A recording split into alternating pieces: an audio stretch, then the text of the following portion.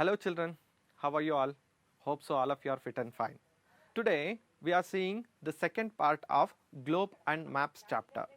Here you are going to see a spectacular world. Here you are going to see a different kind of maps and how to use it in our day-to-day life, and the different kind of maps which have been used with different kind of people, all that you are going to learn today. Shall we begin the class now? Okay, see, in the previous class you have learnt about this. This is nothing but, the first and primitive kind of maps. These maps were created by the olden people. Do you remember it? Okay. One more thing, even this was also there in the previous chapter. First scientific kind of maps were created by Greeks, is it not? And the first person coined the maps in the scientific way. He is none other than Ptolemy. Okay, so he was just looking like this, is it not? All that we have learnt it in our previous class. So let's move on for the second part of the same chapter. There we are going to learn about these things. The first one is that the important geographical symbols required for the preparation of maps. To prepare anything we need to have some symbols, is it not? So that one. So the next one is map reading skills that we are going to learn today. And finally map making, that is, in the previous class you have learnt the term which is used to make the maps is called cartography. That we are going to learn it in practical today. Okay, shall we begin then? Okay, the competencies which we are going to use it today are the interpreting and uses of geographical signs, or this is also known as conventional signs, and symbols in the map. All that we are going to learn. Then mastering the art of map reading. The way you read your textbook, in the same way you can read your maps too. That we are going to learn today. Okay. The first one what we are going to learn it here is, that is, components of the map. The good map or the standard map has to have the given components in that. So what are those? The first one is title, the second one is scale, the third one is latitudes and longitudes, and finally directions and index has to be there in that standard map. Okay. Now if we go one by one, the first thing is title. The title is that every map must have a suitable title which tells us the content of the map. What exactly are we going to learn through that map, that has to be there in the title. Example, India, whether it is a physical or whether it is a political or whatever it is, that has to be mentioned. So however you are seeing in the picture, extreme right corner of it, always will get the title normally. The next one is scale. So most of the maps, most of the standard maps will have such kind of symbol at the bottom of that map, but most of us don't pay any heed on this symbol. What is this exactly? This is none other than scale. The scale is a ratio between the distance on the map and corresponding distance on the ground. In the simple words, I can tell you 1 kilometer is equal to 1 centimeter, or 1 mile is equal to 1 inch. When we say this, that itself is a scale. So 1 kilometer on the ground is equivalent to 1 centimeter on your map. Easy to understand that, is it not? Okay. So it helps us to know the distance between the two places on the map. The distance between one point to another point on the map is always equivalent to the distance between the 2 points on the ground.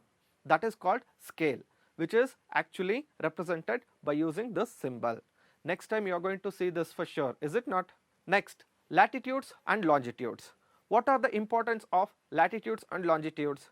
It is nothing but, all of you would be knowing that Earth has some sort of spherical shape. It is known as geoid, but still it is a spherical only. Here we don't know what is exactly the starting point and what is exactly the ending point. We have some assumery lines on the earth, that is known as latitudes, longitudes. This is to refer the places on the earth. They are known as grid of imaginary lines. So this is latitudes and longitudes. It helps us to find the location, distance, direction of the places on the map. Okay, easy to understand. See, in this picture you can see that. So the extent of India in the world map, it is actually showing here. Okay. The next one is direction. Always we should have to keep a map in the right direction. So how to keep it in the right direction? We are going to learn it in the next slides. Here, in the actual map, normally we will get such kind of symbol. That symbol is none other than north direction. Once if you know any one direction, you can easily find it out all the other directions. How is it? It's very simple. See here. See, this is north. You got to know that. Okay. So this is east, this is west, and this is south. Easy to understand now? For this very reason, they have given such kind of symbol in the any standard map. Clear? I told you that how to keep or how to arrange the map to the right direction or to the north direction, that we are going to learn it practically now. Shall we begin then? The things which are required for this are: one, good map, any good map we need it, and the next one is compass, any good compass. Okay, just enjoy this show. Look children, this is known as topographic map, which is the original representation of the terrain on the map. Now let's see how to set the map for north direction. So however you are going to keep the map, on that you are going to place one compass. So in the compass, north direction is showing here. Now let's set our map to north direction. See, just you'll have to rotate your map like this.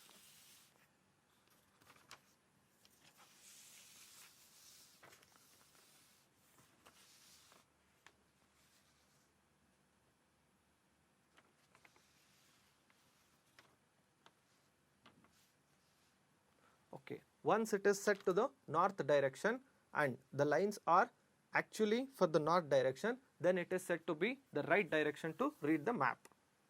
Thank you. The next one is, what is a symbol? Symbol is that a mark or a character used on the conventional representation of an object, function, or a process. So if you don't understand it, see, this itself is a symbol.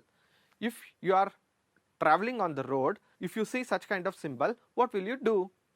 Okay, you are going to stop your vehicle. That is known as symbol. To make you understand something, we use certain kind of characters, that is known as symbol, just like this. Symbols can be like this also, like this also. There is no difference in this. Slight modification would be there with the symbols, but it is not with the index. That we are going to learn it now. Okay. Now, so you got to know about symbol. Then one more question will strike to your mind. Then what is the meaning of index? See, index is a symbol used to represent any feature is called an index. Okay. Then what is the difference between index and a symbol? See, these are the standard index which are used in the map. Okay, but symbols can be slightly modified, but index, especially the standard index which is used all over the world, cannot be modified at all.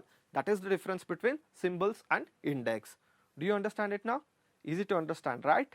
Next one. So in all the standard maps, there will be a index or key will be there at the bottom or at any sides of the map. Those symbols are index, they looks just like this.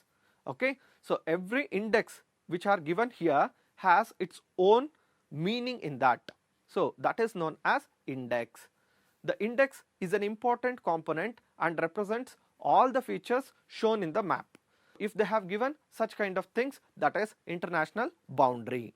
Okay, so if you see this kind of symbol, then it is national capital. A blue line associated with the red dots is known as boundary along the river. So all that we are going to learn by index or a key which are given in the map. Various colors and symbols are used in the index, and mind it children, the symbols are the index which are used, which will be having the specific color for that, and very colors are associated with this index. So only it is considered as standard index all over the world. For example, blue color, if they have given any blue color on your map, that indicates the water bodies.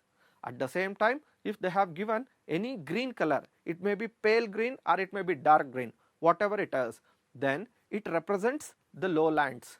Do you understand? Okay, the next one is geographical symbols. See, these are the best geographical symbols which you can see here.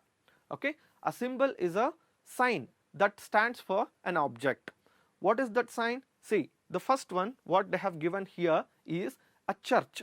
That is, in the map they have given a symbol like this. The symbol, it shows about a church. If you are living in India, okay, here they are going to show like this. If you go to any other part of the world, if you are going to see any map, if it is standard map, there if you find such kind of symbol, that shows church only. Do you understand? Just like that, these kind of things, whatever you see on the map, which is very standard and all over the world, which has been practiced just like this only. Only these symbols are used. Clear now? Okay. Symbols used in the map are same all over the world. Whatever I have told you, that is same. Then the symbols gives a lot of information. Where exactly we can spot the church on map? Where exactly the tombs are placed on the map? Where do we get such kind of forest or such kind of trees? All that we are going to learn by reading a map or by reading a symbols. Okay. So these are very important for any map reader. Next, very important part of our topic is colors. See, here is a physical map of India. A different kind of colors has been used here. Why is that? You learn it now. See, when you look at the physical map, you can see different colors, as I told you now. These colors represent the different physical features. Okay, what are those? Let's see it. See, in the physical maps, the colors are used as follows. See that one, the first one is blue color for water bodies, just like ocean, sea, lake and rivers. Okay, fine. See, here at the first part, we are going to discuss about the blue color. Blue color, whatever you are seeing all around this map and inside the India also, some kind of streams are there. You can observe it keenly. There, wherever they have given blue color, all of that which represents the water bodies. See here, where do we have the blue color? See here, here and streams. These streams are nothing but rivers in the map. So all that represented in blue. Do you understand it now? Now you can raise a question. See here, the pale blue is there, that is light blue is there, and here at the middle of Bay of Bengal, dark blue is there. Why have they differentiated this color? It is very easy to understand. Wherever you get pale blue, there you know the water will be shallow, which is nearer to the harbors. That we represent in pale blue color. Okay, this is same with every other colors also. Let's see it in next slides. Next, now let's go for green color. See, all over in India map, somewhere, that is in the different parts, you can see the green color. Now see, in this Gujarat region, somewhere they have given dark green color, and if you come to Karnataka, at the coastal area, there also you can see dark green color. Somewhere pale green colors also there. So which represents thick forest and thin forest. Do you understand? Next, let's move on for the next color, that is yellow color. Yellow color, wherever you see yellow color on the map, that represents the plains. The plains is nothing but there is no ruggy area. Okay, so in other words, you can also call it as highlands. Okay, so the lowlands represented by green color, the highlands are represented by yellow color. Mostly the mid part of India is covered with yellow color. Is it not, children? Let's go for brown color, and this brown color represents the hill or lower parts of mountains. Okay, dark brown color represents the high mountains and pale brown color represents the low mountains. Here, see, you can see it here, these are the Himalayan regions. All these Himalayan regions have given in dark brown color. Why? Because these mountains are the highest peaks in our nation. Not only in our nation, in the entire world. So only they have given dark brown color. Do you understand it? And in the many other parts, here also you can see brown, here also you can see brown, here also you can see brown. It is nothing but here the big mountains are not there, the huge mountains are not there. Actually the low mountains, low highlands are there. So only they have given in pale brown color. Do you understand how to differentiate the pale colors and dark colors now? Okay, easy to understand it, right? Next, the last part or the last color which they use in a physical map is nothing but that is white or purple color. Look at that, children. Wherever that is Himalayan regions are associated, in all that places you can see white color. So after white color, in some parts you can see purple color also. Why? Because the purple color which shows the highest peaks, and at the top of it always it is snow covered areas. Throughout the years, wherever the snow covered areas are there, that regions are represented by purple color, and seasonal snow covered areas are represented by white color. Clear now?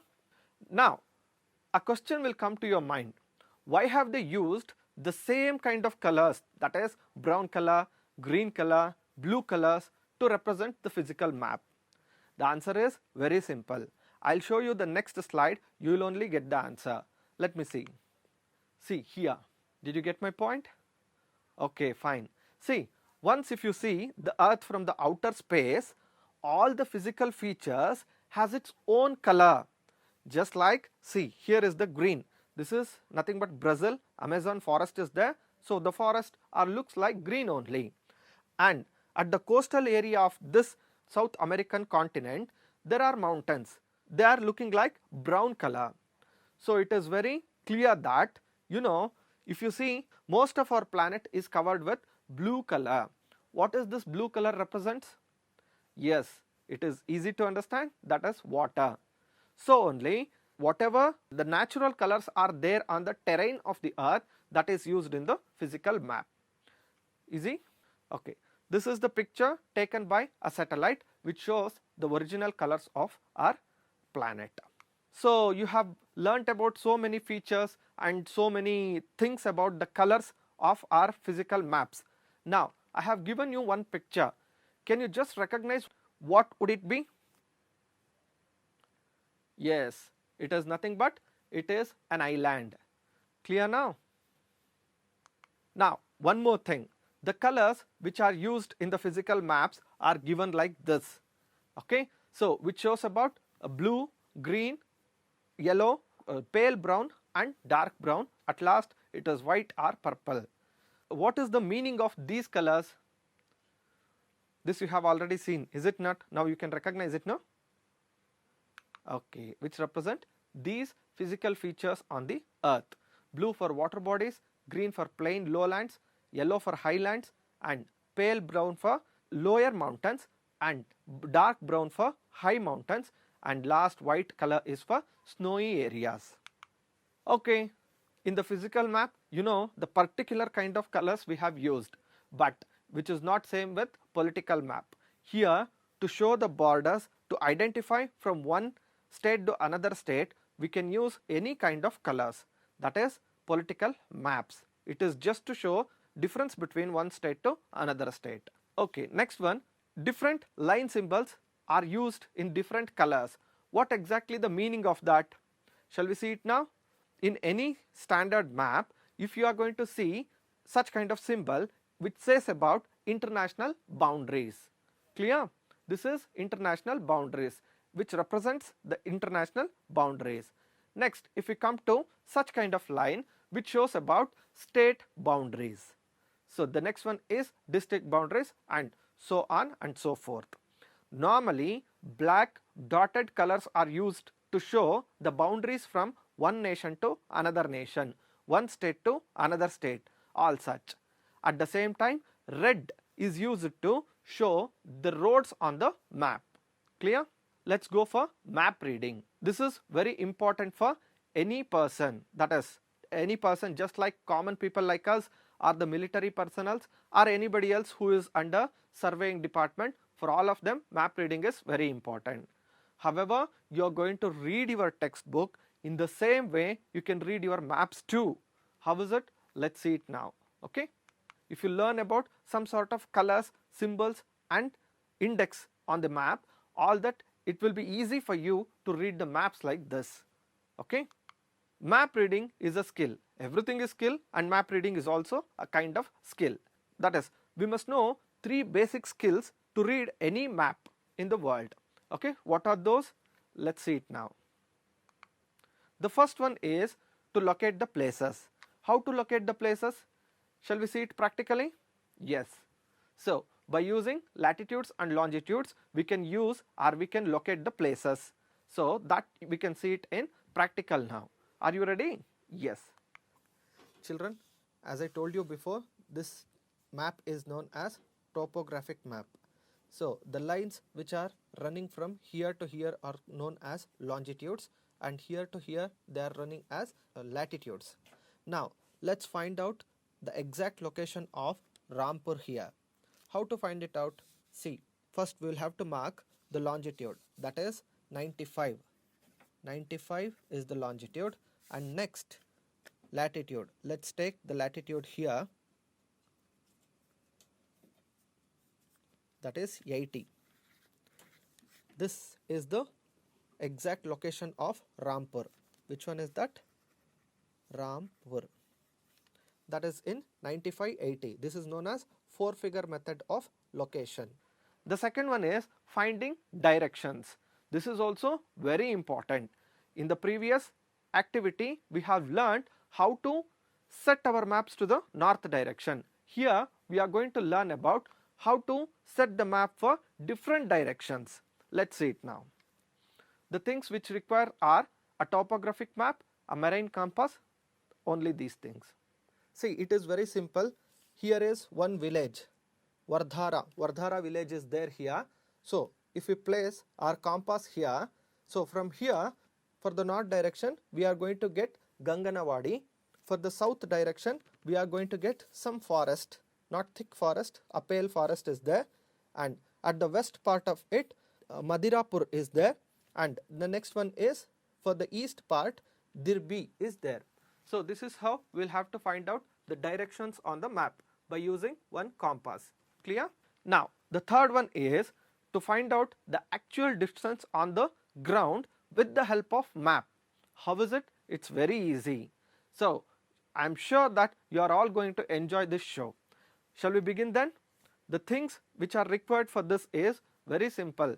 The first one is scale, the second one is thread, the third one is any standard map. If there is no standard map, you cannot find out the original distance or the actual distance on the ground. Look children, here is the map of Karnataka. So here from the Bagalkot to Gulbarga, they have given one distance. So this distance is straight. So normally on the terrain, on the ground, we cannot see the straight roads. The roads are curved and roads are riggy, is it not? So how to find out the distance from one place to another place in a standard map? Now I'll show you. See, take a piece of thread and keep it from Bagalkot to Gulbarga all along the road, however it moves. See, I'm just finding it out. Okay. Take the scale and measure the distance from 1 to 7.2. So 7.2 centimeters are there. So 7.2 centimeters. On our map, 1 centimeter is equal to 30 kilometers.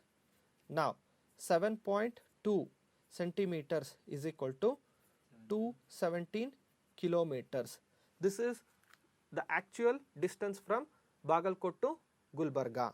Now I'll give you an activity. You know children, wherever you are living, from there, if your grandparents' home or if your grandparents' city, if it is far away from your place, then you can do this activity. Find out the distance between your living area and to your hometown using a standard map. Will you do this? Yes, you will. We have used this term cartography in our previous class. What is cartography? That we are going to learn it practically today. And how to make a cartography using these things we can learn it. That is, first one is thermocol, second one is piece of paper, and third one is color pens. Clear? Okay children, let's see how the cartography works like. See, here what you are seeing is a hill. It is in 3D. Is it not 3-dimensional? So how to put it in 2-dimensional, just like the map? See, it is very easy.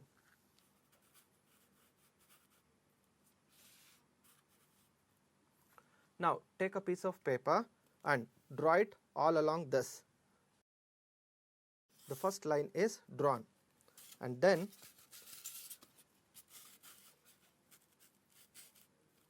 take the next one and draw it all along.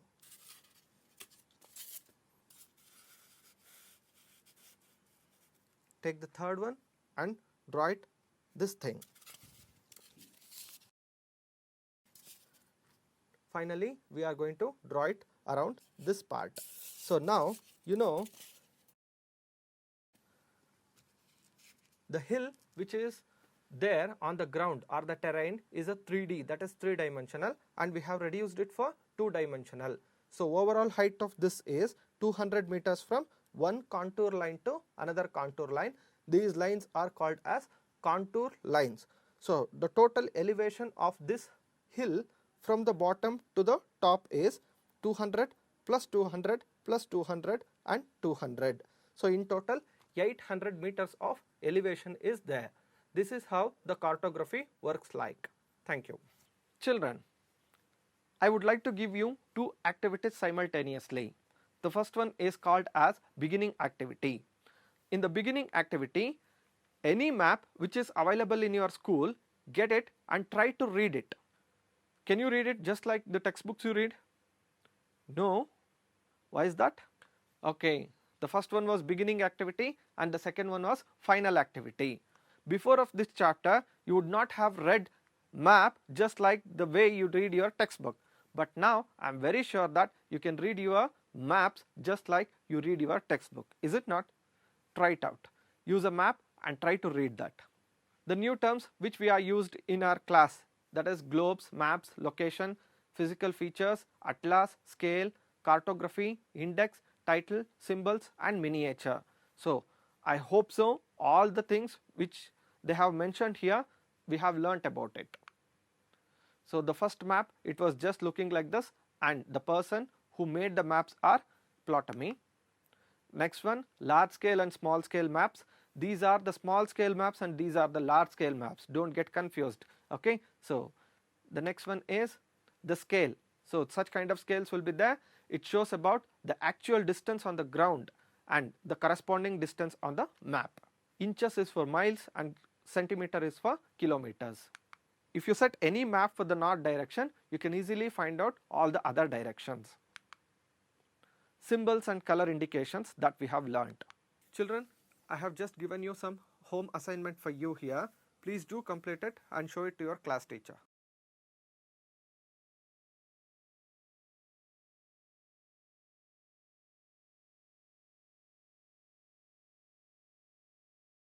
And see, here is one more activity. Here the two kind of maps are given. So the one is thematic map, the other one is political map. You can read and write about a small note that whatever the things you can read it here, that you can make a note. Thank you.